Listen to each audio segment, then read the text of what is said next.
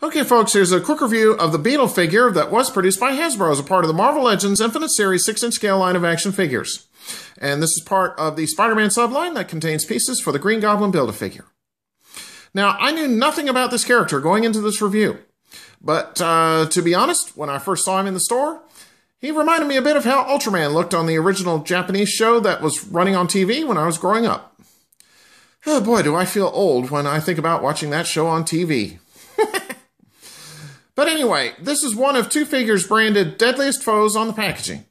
And the other Deadliest Foes figure is Boomerang, and it will have the same Green Goblin figure piece in his packaging as well. And I'll show you what the Goblin piece looks like in just a moment.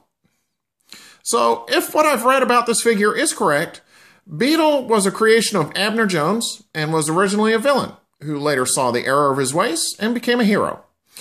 In the Ultimate Universe, which I believe this figure is supposed to be representing, Beetle is a Latvian assassin.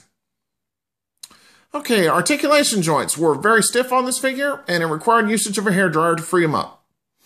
Beetle has articulation in the head, shoulders, upper biceps, elbows, wrists, diaphragm, waist, hips, knees, and ankles.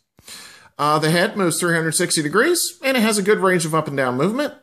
The shoulders rotate and move in and out. The knees and elbows are double jointed. The ankles move up and down, and there is an ankle pivot joint. So even though there aren't quite as many articulation joints on this figure as there were on Electro and the other Spider-Man figures, I don't see any problem in getting some good action poses with this figure. Paint apps, they were, for the most part, pretty well done. I found some minor chipping on his left leg and on his right knee, but no other appreciable errors to speak of.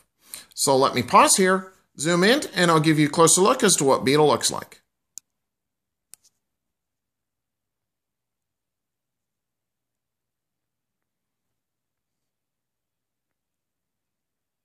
Okay.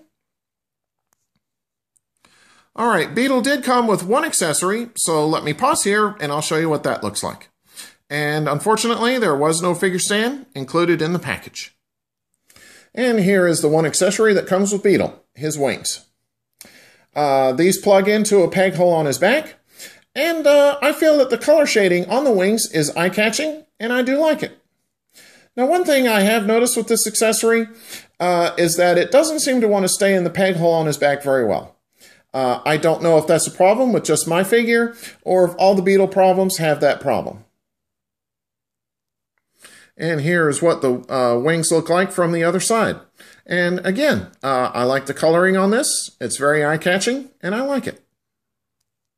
And here is the Green Goblin Build-A-Figure piece that comes with this figure, his left leg. And as before, the more that I see the pieces to this Build-A-Figure, I'm getting more and more curious as to how the finished figure is going to look. And as I said earlier on in the review, if you miss out on getting this Beetle figure, this very same Build-A-Figure piece will also be included with the Boomerang figure.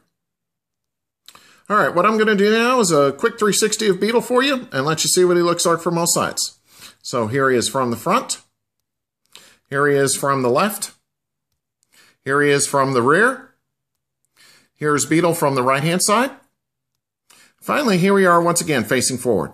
So overall, I have to say that this figure is interesting. I knew nothing about this character going into this review, but I still feel that it is an interesting looking curiosity nonetheless.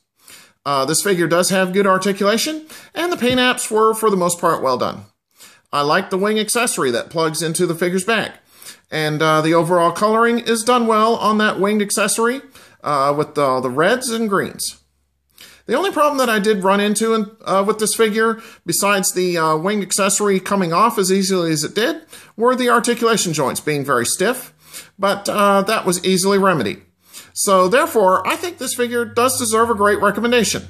This is a good figure to add to your Marvel Legends collection. Okay, so on that note, take care and stay tuned for my next review. Have a good one!